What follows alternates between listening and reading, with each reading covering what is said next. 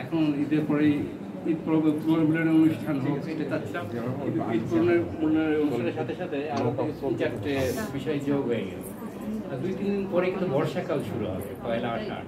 আমি চাচ্ছিলাম যে পয়লা আষাঢ়ে একটা অনুষ্ঠান হোক, আমরা সবাই এক জায়গায় হই, আমরা আড্ডা দিই, বর্ষাকাল যাপন করি, বর্ষা নিয়ে কবিতা পড়ি, আড্ডা দিই, এটা আমরা বলছিলাম। ঈদও এসে গেল, বর্ষাকালও এসে গেল, আবার এর ভিতরে দেখি আমাদের উর্মি জাতীয় পর্যায়ে পুরস্কার পেয়েছে, আরো খুশির খবর। একসাথে 3-4টা খুশি এবং আপনাদের সাথে দেখা হওয়ার একটা ব্যাপার থাকে। সাহিত্য সমাহারে যারা আছেন তাদের সাথে একসাথে বসার ব্যাপার, 4-5টা বিষয় একসাথে যোগ হয়ে গেছে এবং যোগ হয়ে গিয়ে মানে আনন্দ আত্মহারা অবস্থা আমাদের, সময় সোহাগাতি। এতগুলো উপলক্ষ একসাথে পেয়েছে, একসাথে এতগুলো উপলক্ষ আমরা একসাথে পালন করতে পারছি। এই বসাবসিটা খুব জরুরি। আমি, আবু রাসেল ভাই, তারপরে শামীম ভাই, মুশিয়ার ভাই, আমরা সবসময় একসাথে বসি। হ্যাঁ, আমরা চৌগাছাতে বসি, আমরা যশোরে বসি, আমরা কোটচাঁদপুরে বসি। তো এর বাইরে একটু বসাবসিতে ভালো, বসলে আমাদের লেখালেখি, আমাদের জীবনযাপন আমরা সুন্দর কী করে করা যায় এই বিষয়গুলোর কথা বলা যায়, আমাদের সাহিত্যের জীবন আরও এগিয়ে নিয়ে যাওয়া এই বিষয়গুলো কথা বলা যায়। এই কারণে বারবার বলি আমি যে একসাথে বসাটা খুব জরুরি, এই দেখা হওয়াটা খুব জরুরি। আমি বারবার একটা কথা বলি যে জীবন খুব সুন্দর, জীবন দুর্লভ এবং জীবন খুব মায়াময়। এই জীবনকে যাপন করতে হবে। যাপন করতে হলে 3 বেলা খাওয়ার ঘুমানো বাড়ি যে জীবন আছে, এই জীবন দেখা, এই জীবন আমরা দেখি। এখন আমরা একটা আড্ডা দিই সাহিত্য সমাহারের, আপনার সঙ্গে আমরা যখন আড্ডা দিই, ঢাকাতে আড্ডা দিই, এই জীবন আমরা দেখতে পাই। হ্যাঁ, এবং এই জীবন দেখতে হলে পড়াশোনার কিন্তু বিকল্প নেই। আমি সবসময় তরুণদের বলেছি, আমি সবসময় তরুণদের পক্ষে নিয়ে কথা বলে যাই, তরুণদের ভিতরে এনার্জি খুব।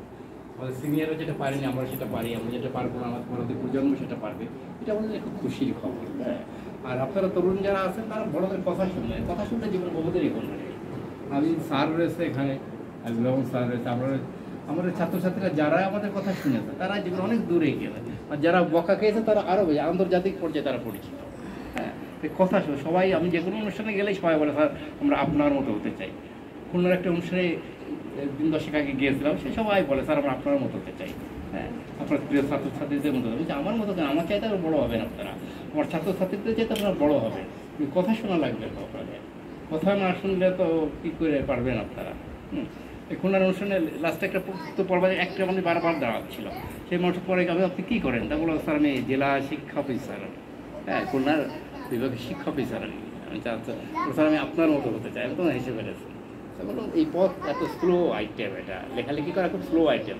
গান গাইলে, খেলাধুলা করলে রাতারাতি পরিচিতি এসে যায় যে আমার ফুটবলার ভালো বা ক্রিকেটার ভালো, আমার ভালো গান গায়। কিন্তু লেখালেখিটা খুব স্লো আইটেম, অনেক দেরিতে পরিচিতি আসে। এই ধরে রাখার ব্যাপার, সাধনার বিষয়, এগুলো শ্রমের ব্যাপার, জীবনকে সেইভাবে ত্যাগ করতে হয় করতে গেলে। আপনি চেষ্টা করেন সেভাবে হবে। স্বপ্ন মানুষের কিন্তু স্বপ্ন থাকতে, স্বপ্ন না দেখলে তো মানুষ এগোতে পারে না। আমরা স্বপ্ন দেখেছি, আমি চেয়েছি, আমি জীবন সবসময় চাই মানুষের প্রথম সারির লেখক হবো এবং আমার নাম শুনে মানুষ ঘাড় ঘুরে তাকাবে, এটা কিন্তু চেয়েছি। আমাদের কাজটা সেভাবে করতে হয়েছে। আমার এই বয়স পর্যন্ত এসে আমার যে পাওয়া, দেশে দেশে বাড়ি আমার যে প্রাপ্তি, যে কেউ শুনলে বলবে যে চঞ্চল সাহেবের কেন, আমরা না কেন, কিন্তু আমাদের তো কাজ দেখাতে হয়েছে। কাজ দেখাইতে বলেই তো আজকে আমাদের নিয়ে মানুষ কথা বলে, মানুষ আমাদের ডাকে, কেন? এইগুলো বিষয়। জীবন সুন্দর, সেই জীবন আপনারাও দেখবেন। হ্যাঁ, জীবন দেখার মতো তরুণদের আমি সবসময় বলি, এত সুন্দর জীবন একবারই আসে, মানুষ পরীক্ষা করে, জীবন দুর্লভ, এই কারণে জীবন দুর্লভ। হ্যাঁ, আর জীবন আনন্দময়। হ্যাঁ, এগুলো খেয়াল রাখতে হয়। এই বিষয় আপনারা সবাই ভালো থাকবেন, এগিয়ে নেবেন, যে যে লক্ষ্যে আছে সেই লক্ষ্যে এগিয়ে যাবেন। হ্যাঁ, দ্রুতটা খুব জরুরি। হ্যাঁ, কী করছে, আমার কী করা দরকার, এইটা ভাবা খুব জরুরি। কে কী বললো সেসব ভাবতে গেলে আমি চলতে সাহায্য হতে পারতাম না। নানান মানুষ নানান কথা বলবে আপনাকে, কোনো তোয়াক্কা করবেন না, এগিয়ে যাবেন। বিশেষ করে তরুণদের বলে আপনারা একটু এগিয়ে যাবেন, যে লক্ষ্য নিয়ে এগোচ্ছেন। যদি ফুটবলার হতে চান ফুটবলার, যদি না বড় সাংবাদিক হতে চান ডাকসাইটি সাংবাদিক হবো, তাই যে লক্ষ্যে এগোবেন। কে কী বললো কথা, আপনার কাজ করে যাবেন, নিষ্ঠার সাথে কাজটা করে যেতে হয়। কাজটা করে গেলে রেজাল্ট আসে। হ্যাঁ, আমার নতুন উপন্যাস আমি যেটা লিখছি ওটা আমার 14,000-15,000 ওয়ার্ড লেখা হয়ে গেছে। আমার সাথে একজন দেখা করলো যে স্যার মাত্র তো মেলা শেষ হলো, এখন আর একটা শুরু করছিলাম যে আরও কয়টা লিখবো। আমি নানানভাবে নিজেকে ভাঙার চেষ্টা করি।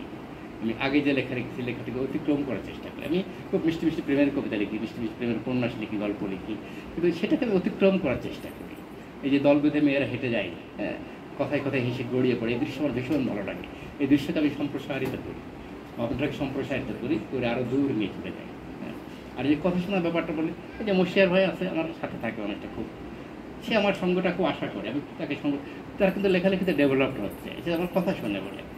গত 2-3 বছরে তার যে লেখালেখি অনেক ডেভেলপড ওই কারণে সে আমার কথা শুনেছে।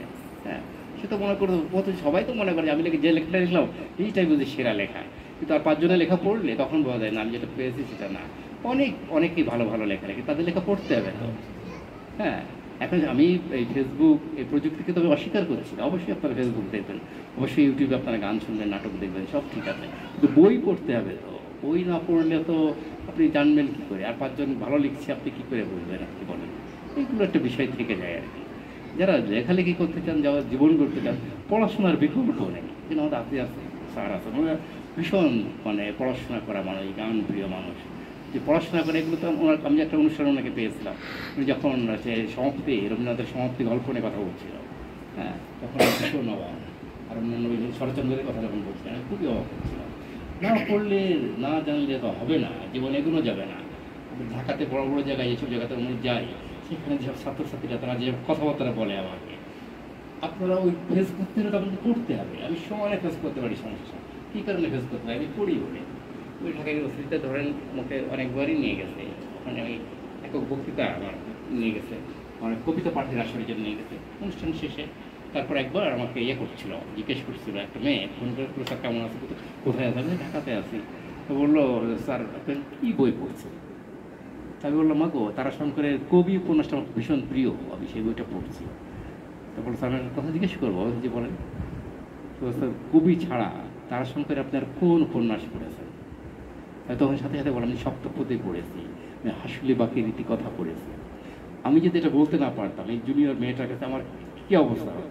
পড়ার বিকল্প নেই, ব্যাপক পড়াশোনা করে মানুষ, না পড়লে কিচ্ছু করে মানুষ যে পড়ে। এটা ঢাকাতে বই মেলার সময় আমি টের পাই, যখন বাতিঘরে বই কিনতে, চিড়িয়াং বাতিঘরে যখন বই কিনতে, যখন লাইন দাঁড়িয়ে বই কিনি, সৃজনশীল বইয়ের দোকান, সেখানে লাইনে দাঁড়িয়ে মানুষ বই কেনে।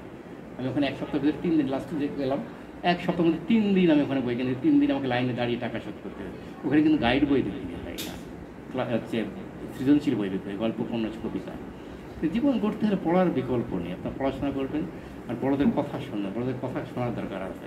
মুশারফ ভাইয়ের কথা আমি গতদিন একটা অনুষ্ঠানে মুশারফ ভাই আমাকে নিয়ে গেছে, বলছিলাম আমি, মুশারফ ভাই তার ছেলেকে, আমি বলছিলাম যে ছেলেকে কোথায় পড়াবে প্রথম অবস্থা, আমি বললাম যে ছেলেকে যশোরে দেন। আমি বললাম যে একটা কথা আছে, প্রবাদ আছে, যদি না হয় কহর ছেড়ো না শহর, শহর কখনো ছাড়তে নেই।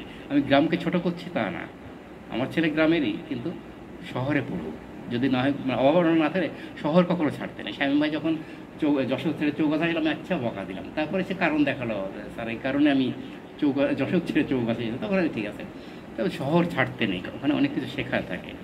তো ঢাকা ইউনিভার্সিটিতে চান্স পেল, ঢাকা ইউনিভার্সিটিতে চান্স পাওয়ার পর মুশারফ ভাই কিন্তু তার ছেলে আমার কাছে নিয়ে চলে এসেছে, আমার কাছে নিয়ে এসে বললো, একটু মাথায় হাত দিয়ে দোয়া করে দেন আর একটু ব্রিফ দিয়ে দেন। আমি যে ব্রিফ কী দেবো, ঢাকা ইউনিভার্সিটি সে পড়ছে, তার এখন বন্ধুবান্ধব অনেক, বড় ভাই বোন অনেক হয়েছে, অনেক প্রসারিত হয়েছে তার জীবন, তাই না? কিন্তু সৎসঙ্গে থাকাটা খুব জরুরি। হ্যাঁ, আমরা কিন্তু সেই শিক্ষা দিয়েছি। ওই খুলনার ছেলে মেয়েগুলো যারা লেখালেখি করে, যারা বড় হয়েছে সবাই, তারা কিন্তু এই অস্ত্র হাতে দেয়নি, তারা কিন্তু নেশার দ্রব্য হাতে নেয়নি, তারা বই হাতে নিয়েছে। সেই শিক্ষাটা আমরা তাদের দিয়েছি এবং এটা মানতে হয়। আপনারা পড়াশোনা করবেন, জীবন এগিয়ে নেবেন, জীবন খুব সুন্দর, সেই জীবন আপনারা দেখবেন। অনেক কথা বলে ফেললাম, ধন্যবাদ সবাইকে, ভালো থাকবেন। স্যার আছে, আমার স্যারের কাছে কথা, তার সাথে খুব গুরুত্বপূর্ণ কথা বলেছিল স্যার, যে অনুষ্ঠানে এসেছিলাম আমরা, স্যারকে আমি পেয়েছি, স্যারের পেয়েছে আমি ভীষণ খুশি আমি ছিলাম, স্যারের কথা আমরা মুগ্ধ হয়ে শুনেছি। একটা ব্রেকের পর স্যার আরও কথা বলতে চেয়েছিলাম, স্যার বয়স হয়েছে, অত কথা বলতে চাননি, ভীষণ ভালো লাগছিল স্যারের কথা শুনতে আমাদের। হ্যাঁ, ঠিক আছে, ভালো থাকবেন সবাই, ঈদ মোবারক।